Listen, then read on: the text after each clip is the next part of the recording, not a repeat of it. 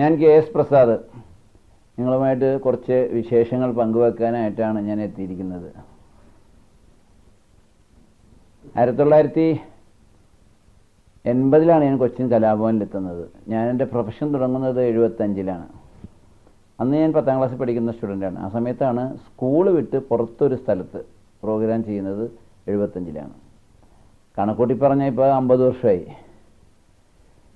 പിന്നീട് 76 മുതൽ പ്രീ ഡിഗ്രിക്കൊക്കെ പഠിക്കുന്ന സമയത്ത് തന്നെ ഓരോ ചെറിയ ചെറിയ പ്രോഗ്രാമിനൊക്കെ ആളുകൾ വിളിക്കാൻ തുടങ്ങി. ചെറിയ ബഡ്ജറ്റ്, ചെറിയ എമൗണ്ടൊക്കെ കിട്ടുന്നത്. അപ്പോൾ ആദ്യം കിട്ടിയ എമൗണ്ട് എന്ന് പറയുന്നത് എറണാകുളം അയ്യപ്പൻകാവ് ക്ഷേത്രത്തിലായിരുന്നു. അന്ന് പ്രോഗ്രാം നടത്തിയപ്പോൾ 10 രൂപയാണ് ലഭിച്ചത്. 10 രൂപ എന്ന് പറഞ്ഞാൽ അന്ന് വലിയൊരു എമൗണ്ട് ആയിരുന്നു. ഞാൻ അത് വെച്ച് ഷർട്ടൊക്കെ എടുത്തു. പിന്നീട് ഇങ്ങനെ ഓരോ സ്ഥലങ്ങളിൽ പോകുമ്പം 20, 25, 30 വെച്ചുള്ള എമൗണ്ട് കിട്ടിക്കൊണ്ടിരുന്നു. 50 രൂപയൊക്കെ കിട്ടിയപ്പോൾ ഭയങ്കര സംഭവമായിരുന്നു. കലാഭവനിൽ 80 പ്രോഗ്രാം ചെയ്തപ്പോൾ എനിക്ക് ആബലസിന് ആദ്യം തന്ന എമൗണ്ട് 50 രൂപയായിരുന്നു. 50 രൂപയും അന്ന് വലിയൊരു എമൗണ്ടായിരുന്നു. മിമിക്സ് പീരീഡ് തുടങ്ങിയപ്പോൾ ആ 50 രൂപയൊക്കെ ഒന്നും അല്ലാതായിപ്പോയി. കാരണം ഞങ്ങൾക്ക് 100 രൂപ കിട്ടിയത്. അന്ന് മെയിൻ സിംഗറിന് കലാഭവനിൽ കിട്ടിക്കൊണ്ടിരുന്നത് 50ഉം 60ഉം ഒക്കെ രൂപയാണ്. അതിൻ്റെ അപ്പുറമൊന്നും ഏറ്റവും വലിയ സിംഗറിന് പോലും കിട്ടിക്കൊണ്ടിരുന്നില്ല എന്നാണ് എൻ്റെ വിശ്വാസം. 75 രൂപയ്ക്ക് അന്ന് വാങ്ങുന്നവരുണ്ടോ എന്ന് എനിക്കറിയില്ല. പക്ഷെ അന്നത്തെ നമ്മുടെ അറിവും വളരെ കുറവാണല്ലോ. നമ്മൾ ഇത്രയും ഡീറ്റെയിൽ ആയിട്ട് ആർക്ക് എന്ത് കിട്ടുന്നൊന്നും അന്വേഷിച്ചു പോകാറില്ല. പിന്നീട് 81-ൽ ഞാൻ കലാഭവനിൽ ഞാനും അൻസാറുമായിട്ടായിരുന്നു ആദ്യം പ്രോഗ്രാം ചെയ്തുകൊണ്ടിരുന്നത്. പിന്നീടാണ് സിദ്ദിഖും ലാലും വരുന്നത്. പിന്നെ റഹ്മാൻ, വർക്കിച്ചൻപേട്ട ഓൾറെഡി കലാഭവനിലുള്ള ആർട്ടിസ്റ്റാണ്. അപ്പോൾ ലാലിനെ പിന്നെ എനിക്ക് അറിയാം. ഞങ്ങൾ 6ാം ക്ലാസ് മുതൽ ഒരു ക്ലാസ്സിലാണ് പഠിച്ചത്. ഒരു സ്കൂളെന്നല്ല, ഒരു ക്ലാസ്സിലിരുന്ന് പഠിച്ചുകൊണ്ട്. അപ്പോൾ ലാലിൻ്റെ ഫ്രണ്ട് സിദ്ദിഖ്, അവർ രണ്ടുപേരായിട്ട് ഞാൻ ഒരുമിച്ച് സ്റ്റേജിൽ പെർഫോം ചെയ്തിട്ടുണ്ട്. അപ്പോൾ അവരായിട്ടുള്ളൊരു ബന്ധമുണ്ട്. അൻസാർ ഞങ്ങളുടെ സ്ഥിരം ടീമാണ്. ആ സമയത്താണ് ഞങ്ങൾ പ്രോഗ്രാം എല്ലാവരും കൂടി സെറ്റ് ചെയ്ത് മിമിക്സ് പരേഡ്. അന്നൊരു പേയ്മെൻറ്റ് അന്ന് കിട്ടിയ പേയ്മെൻറ്റ് 100 രൂപ വെച്ചിട്ടായിരുന്നു. അവിടെ നിന്നാണ് പിന്നെ നമ്മുടെ ഒരു ജാതകം മാറുന്നത്. കലാഭവനിലെത്തിയപ്പോൾ എല്ലാവരും കലാഭവനിൽ വന്ന് ഓരോരോ പ്രവർത്തനങ്ങൾ അവർ 1-2 വർഷം ഉണ്ടാവും, 3, 4, 5 വർഷം ആയവരുണ്ടാവും. പിന്നെ അവരോരോ മേഖലയിലോട്ട് മാറി പോവും. പാടുന്നവർ പിന്നണി ഗായകരാവുന്നു, എല്ലാവരും മ്യൂസിക് ഡയറക്ടേഴ്സ് ആവുന്നു, ചിലർ സിനിമാ താരങ്ങളാവുന്നു, ചിലർ സിനിമയിൽ താരങ്ങളായിട്ട് അധികം ശോഭിക്കില്ല, പക്ഷേ സിനിമാ സംവിധായകരാവുന്നു. അങ്ങനെ മാറി പോകുന്നു. ഞാനിപ്പോഴും കലാഭവനിൽ തന്നെയാണ്. കലാഭവനിൽ ഇപ്പോഴും 46 വർഷം കഴിഞ്ഞു. കലാഭവൻ്റെ പ്രവർത്തനങ്ങളും കലാഭവൻ്റെ വിദ്യാർത്ഥികളെയൊക്കെ പഠിപ്പിച്ച്, അതുപോലെ കലാഭവൻ്റെ നിരവധി ഫ്രാഞ്ചൈസികളുണ്ട് പല സ്ഥലങ്ങളിലും. കൊറോണയ്ക്ക് മുമ്പായിരുന്നെങ്കിൽ ഒരുപാട് സ്ഥലങ്ങളിലുണ്ടായിരുന്നു. ഇപ്പോഴും ഉണ്ട് ഫ്രാഞ്ചൈസീസ്.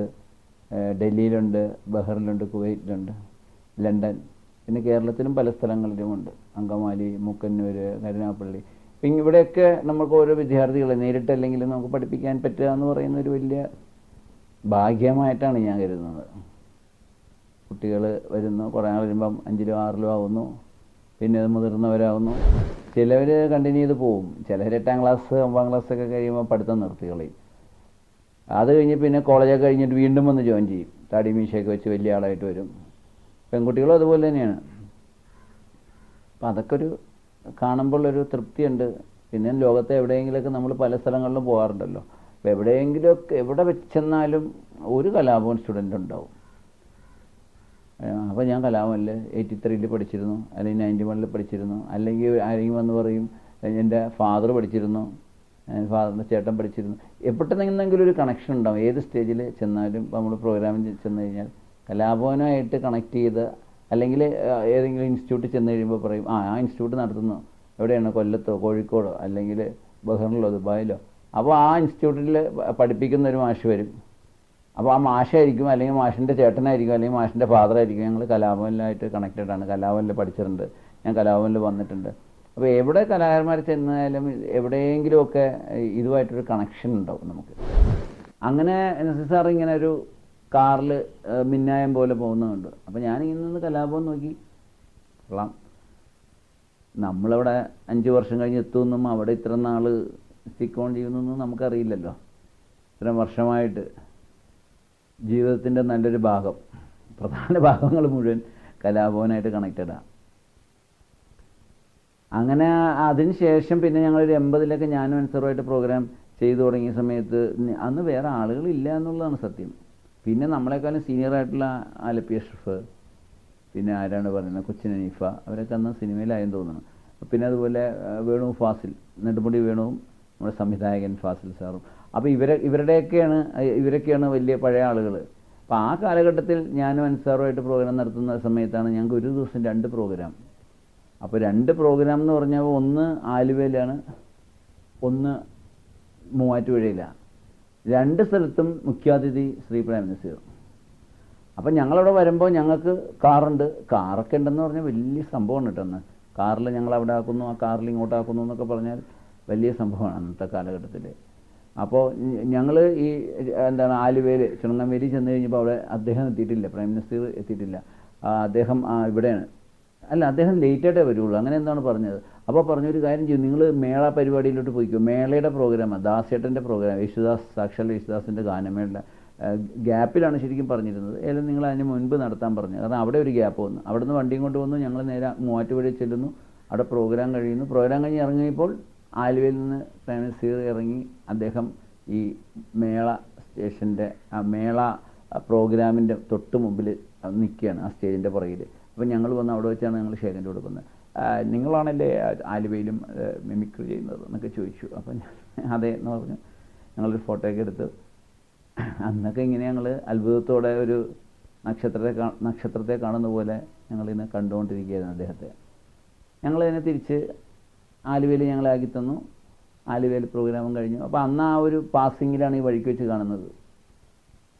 പിന്നെ അദ്ദേഹത്തെ കാണുന്നത് 87-ൽ ഞങ്ങൾ കലാഭവൻ്റെ പരിപാടിയായിട്ട് ഗൾഫിൽ ചെന്നപ്പം അന്ന് ജയറാമിനും കാണണമെന്നുള്ള ആഗ്രഹം വന്നപ്പം എന്നെ ജയറാമും കൂടെ ഞാനുമായിട്ട് പോയി ഇദ്ദേഹത്തെ നേരിട്ട് കണ്ടു സംസാരിച്ചൊരു വലിയൊരു, ജയറാമിനെ സംബന്ധിച്ചിടത്തോളം പറഞ്ഞാൽ അന്നൊരു സ്വർഗം കിട്ടിയ പ്രതീതിയായിരുന്നു. അദ്ദേഹത്തിൻ്റെ ലൈഫിലും ആദ്യമായിട്ട് അദ്ദേഹം നസീർ സാറിനെയാണല്ലോ അനുകരിക്കുന്നത്. അപ്പം ആദ്യമായിട്ട് 1 മണിക്കൂറോളം ഇരുന്ന് സംസാരിക്കാനും അദ്ദേഹത്തിൻ്റെ മുമ്പിൽ ഇങ്ങനെ അദ്ദേഹത്തിൻ്റെ ശബ്ദവും ഭാവമൊക്കെ അഭിനയിക്കാനൊക്കെ ഒരു അവസരം കിട്ടി. അപ്പം അതൊരു വലിയൊരു ഭാഗ്യമാണ്. ഈ ആദ്യത്തെ വീഡിയോ കാസറ്റ് എന്ന് പറഞ്ഞാൽ എനിക്കറിയില്ലായിരുന്നു അത് ഇന്ത്യയിലെ തന്നെ ആദ്യത്തെ സെൻസർ ചെയ്ത വീഡിയോ കാസറ്റായി മാറുമെന്ന് എനിക്കറിയില്ലായിരുന്നു. കാരണം ഗൾഫിൽ നിന്ന് കാസറ്റ് ഇറങ്ങുന്നുണ്ട്. അപ്പോൾ ഇവിടെ 2 ക്യാമറ വെച്ച് മിക്സ് ചെയ്യാന്ന് പറഞ്ഞാൽ ഇവിടെ ആർക്കും അറിയില്ല. ആരും മിക്സ് ചെയ്തൊരു പ്രോഗ്രാം എടുത്തിട്ടില്ല. ചാനലുകൾ ഏഷ്യാനെറ്റൊക്കെ വരുന്നതിന് പിന്നെ 4-5 വർഷത്തിന് ശേഷമാണ്. ആ സമയത്ത് പലരും ചോദിച്ചു, ഇവിടെ നിന്ന് അങ്ങനെ ഷൂട്ട് ചെയ്ത് കഴിഞ്ഞാൽ, ഞാൻ പറഞ്ഞില്ല നമുക്ക് എന്തായാലും എടുക്കണം. എന്തോ ഒന്നൊരു ഭയങ്കര വാശിയായിരുന്നു. അന്ന് എനിക്ക് കുറച്ച് സ്ഥലം ഉണ്ടായിരുന്നു, അതിൻ്റെ ഒരു പോർഷൻ വിറ്റു. ഒരു 6 സെൻറ്റ് സ്ഥലം ഉണ്ടായിരുന്നു. അതങ്ങോട്ട് വിറ്റ് ആ പൈസ അങ്ങോട്ട് കൊണ്ടുവന്നിട്ടാണ് ഞാൻ ഈ കാസറ്റ് എടുക്കുന്നത്. Mimics parade of Cochin Oscar. അന്ന് കാസറ്റിന് 1 മണിക്കൂർ കാസറ്റിന് എത്ര കോസ്റ്റ് എന്നറിയില്ല. ചെറിയ കാസറ്റുകൾ എന്ന് പറഞ്ഞാൽ 20 മിനിറ്റ്സിൻ്റെ, അതിന് എത്ര കോസ്റ്റ് എന്നറിയില്ല. ടോട്ടൽ കോസ്റ്റ് എന്ത് വരുമെന്നറിയില്ല. കോസ്റ്റ് ഇത് വിറ്റ് കഴിഞ്ഞാൽ 100 എണ്ണം വിൽക്കുമോ, 500 എണ്ണം വിൽക്കുമോ, 5000 എണ്ണം വിൽക്കുമോ, ഒരു ഐഡിയ ഇല്ല. കാരണം ആരെടുത്ത് വെച്ചിട്ടും ആർക്കും അറിയില്ലല്ലോ, ആരും ഇത് ചെയ്തിട്ടില്ലല്ലോ. പിന്നെ ഇതിനകത്ത് പരസ്യം കേട്ടും. പണ്ട് വീഡിയോ കാസറ്റുകളുടെ ഇടയ്ക്കിടയ്ക്ക് അഡ്വർടൈസ്മെൻറ്റ്സ് ഉണ്ടാവും, നമ്മളിന്ന് യൂട്യൂബ് കാണുന്ന പോലെ. അപ്പോൾ അതിന് എത്ര രൂപ കിട്ടും എന്നറിയില്ല. ടൈറ്റിൽ താഴെ ചേർക്കുന്ന ഒരു പേരുണ്ട്, താഴെ കൂടെ ഇങ്ങനെ പരസ്യം ഓടിക്കൊണ്ടിരിക്കും പഴയ കാസറ്റുകളിൽ. അപ്പോൾ അതിനെത്ര കിട്ടും, വിദേശത്തേക്ക് നമുക്ക് കാസറ്റ് അയക്കാം, അതിനെത്ര കിട്ടും ഒന്നും അറിയില്ല എനിക്ക്. കാസറ്റ് അങ്ങ് ഷൂട്ട് ചെയ്യുക. ഞങ്ങളുടെ ഫസ്റ്റ് തന്നെ ഒരു ടൈറ്റിൽ ഇങ്ങനെ ഓരോരുത്തരുടെ പേര് പറഞ്ഞ്, അബി, നാദിർ ഷാ, അരവിന്ദ് ആശുക്കുറുപ്പ്, ആൻ്റണി, റൊണാൾഡ്, പിന്നെ ഞാൻ KS പ്രസാദ്, ഞങ്ങൾ 6 പേര് നിന്നിട്ട് ചെയ്തു. Zainuddin guest artist. അപ്പം ഞങ്ങൾക്ക് ഇതിങ്ങനെ ഷൂട്ട് ചെയ്യുന്ന സമയത്ത് ഈ ഓരോരുത്തരുടെ പേര് പറയുമ്പം ഓരോരുത്തരെ ഇങ്ങനെ കാണിക്കും, വീണ്ടും ക്ലോസ് ചെയ്യും, വീണ്ടും അടുത്ത ആളുടെ പേര് പറയുമ്പം അടുത്ത ആൾ. ഇത് തന്നെ എടുത്ത് വന്നപ്പോൾ 4 മണിക്കൂർ 3 മണിക്കൂർ എടുത്ത്. കാരണം ഈ 2 ക്യാമറമാർക്ക് അവർക്ക് പോലും അറിയില്ലേ ടൈമിങ്ങിനെ ഇങ്ങനെ മാറ്റി കൊണ്ടുപോകുന്ന മെത്തേഡ്. പിന്നെ ഞങ്ങൾ തുടങ്ങിയിട്ട് എനിക്ക് തോന്നുന്നത് ഒരു രാത്രി 8 മണിയായപ്പോഴാണ് ശരിക്കും തുടങ്ങാൻ പറ്റിയത്. നേരം വെളുത്തപ്പോഴാണ്. ഞാൻ തന്നെയാണ് കേട്ടോ ഇതിൻ്റെയൊക്കെ ഈ ക്യാമറ ഇവരെയൊക്കെ വിളിക്കുന്നതും കോർഡിനേറ്റ് ചെയ്യുന്നതും, ഇടയ്ക്ക് ഭക്ഷണം വാങ്ങാൻ പോകണമെങ്കിൽ സ്കൂട്ടർ എടുത്ത് ഭക്ഷണം വാങ്ങാൻ പോകുന്നതും, തിരിച്ച് രാത്രി പരിപാടി കഴിഞ്ഞിട്ട് കാറ് വിളിക്കണമെന്ന് പറഞ്ഞാൽ കാറ് വിളിക്കാനായിട്ട് സ്കൂട്ടർ എടുത്ത് പോകുന്നതും, ഇതൊക്കെ ഒരാളേ ഉള്ളൂ.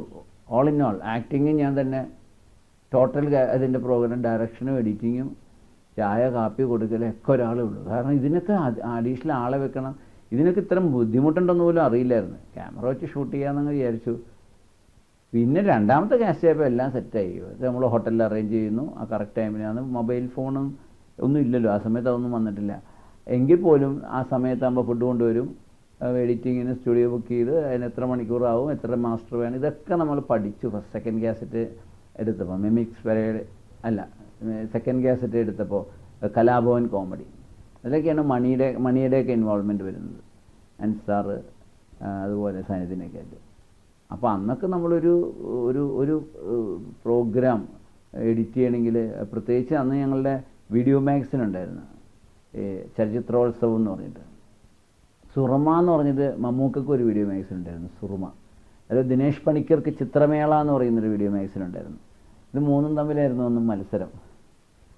അപ്പോൾ ഒരു സിനിമയുടെ ഒരു ക്ലിപ്പ് കാണിക്കണം, ഒരു ഏതെങ്കിലും താരത്തിൻ്റെ ഒരു ഇൻ്റർവ്യൂ ആണെങ്കിൽ ആ ഇൻ്റർവ്യൂ ചെയ്യുമ്പോൾ അദ്ദേഹത്തിൻ്റെ ഒരു മൊണ്ടാഷ്, ഈ മൊണ്ടാഷൊക്കെ ആദ്യമായിട്ട് ചെയ്യുന്നത് ഞങ്ങളാണ്. അന്നൊന്നും ആരും മൊണ്ടാഷ് ചെയ്ത ചാനലില്ലല്ലോ, പിന്നെ എങ്ങനെ മൊണ്ടാഷ് ചെയ്യുന്നത്? അപ്പം ഒരു മൊണ്ടാഷ് ചെയ്യാനായിട്ട് നമ്മൾ ഈ ഓരോ കാസറ്റ് ഇരുന്ന് അതിൻ്റെ പോർഷൻ ഇങ്ങനെ ഇരുന്ന് കണ്ട് മാർക്ക് ചെയ്ത് പോകുമ്പം ഒരു നടൻ്റെ ഒരു മൊണ്ടാഷ്, ഇപ്പോൾ സപ്പോസ് മോഹൻലാലിൻ്റെ ഒരു ഇൻ്റർവ്യൂ ആണെങ്കിൽ ഇതിൻ്റെ ഫസ്റ്റ് ഒരു മൊണ്ടാഷ് ഉണ്ടാക്കേണ്ട, ഒരു 1 സെക്കൻഡ്, ഒരു 10 സിനിമകൾ കാണും. ഈ സിനിമകളിരുന്ന് കണ്ട് ഒരു ദിവസം രാവിലെ മുതൽ വൈകുന്നേരം വരെ ഇരിക്കുമ്പോഴാണ് ഒരു സിനിമയുടെ മൊണ്ടാഷ് നമുക്ക് ചെയ്യുന്നത്. അതായത് ഒരു 10-15 സിനിമയിൽ നിന്നുള്ള കഷ്ണങ്ങൾ. ഈ 15 സിനിമ എന്ന് പറഞ്ഞാൽ 45 കാസറ്റാണ്. ഒരു കാസറ്റ് എന്ന് പറഞ്ഞാൽ തന്നെ വലിയൊരു ഡിക്ഷണറിയുടെ അത്രയുണ്ട്. അപ്പോൾ ഒരു മൊണ്ടാഷ് ചെയ്യാൻ തന്നെ ഒരു വലിയ ഗൾഫിൽ കൊണ്ടുപോകുന്ന പെട്ടിയും കൊണ്ടാണ് പോകുന്നത് നമ്മൾ. അതേപോലെ നിരവധി 3 പെട്ടി 4 പെട്ടിയും കൊണ്ടാണ് നമ്മൾ ട്രെയിനിൽ അൺലോഡിങ്ങുകാർ ലോഡിങ്ങുകാർ കൊണ്ടുപോകുന്ന പോലെയാണ് ഞങ്ങൾ തിരുവനന്തപുരത്തേക്ക് കൊണ്ടുപോകുന്നത് വി-ട്രാക്ക് സ്റ്റുഡിയോയിൽ. ആ സ്റ്റുഡിയോ നിറച്ച് കാസറ്റുകളാണ്. അങ്ങനെയൊക്കെ അന്നത്തെ ഒരു കാലഘട്ടത്തിൽ അത്രയൊക്കെ പെയിൻ എടുക്കുമായിരുന്നു. പിന്നെ ഈ കാസറ്റ് കോപ്പിങ് ആണല്ലോ. എന്നാൽ പോലെ കമ്പ്യൂട്ടറൊന്നും ഇല്ലാത്തതുകൊണ്ട് പണ്ടും സിനിമ എടുക്കുമ്പോൾ അങ്ങനെയാണെന്ന് പലരും കേട്ടിട്ടുണ്ട് അന്ന്. കാരണം നമ്മളിവിടെ നിന്ന് ഇങ്ങനെ പാൻ ചെയ്തൊരു സ്ഥലത്ത് വരെ പോകുന്ന ഒരു 1 2 3 4 ആണെങ്കിൽ അതിനുള്ളിൽ തന്നെ പാൻ ചെയ്ത് തീർക്കണത്. ഇപ്പോൾ നമ്മൾ കുറഞ്ഞാലും കൂടിയാലും നമുക്ക് വലിച്ചു നീട്ടാനും കുറക്കാനൊക്കെ ഉള്ള സംവിധാനങ്ങളുണ്ട്. പണ്ട് അത് പറ്റില്ല. നേരത്തെ വന്നാൽ അവിടെ തീർന്നു തന്നെയാണ്. അവിടെ വന്ന് കുറച്ച് നേരം നിന്നാൽ അവിടെ സ്റ്റേ പോലെ കാണും. പഴയ സിനിമകളിലൊക്കെ കാണാമല്ലോ, നടക്കുന്നതിന് മുമ്പ് ഒരു സ്റ്റേ അവരിങ്ങനെ വെറുതെ നിൽക്കുന്നതായിട്ട് കാണാൻ പറ്റും. അതൊക്കെ പാട്ടൊക്കെ നമ്മൾ ശരിക്കും ഷൂട്ട് ചെയ്യുമ്പോൾ ഭയങ്കര ടൈമിങ് ആട്ട. അത്രയും ടൈമിങ്, അത്രയും താളം വേണം ക്യാമറാമാൻമാർക്ക് താളം ഇല്ലെങ്കിൽ ഇത് എഡിറ്റ് ചെയ്യാനും ഒക്കെ ഭയങ്കര ബുദ്ധിമുട്ടാണ്.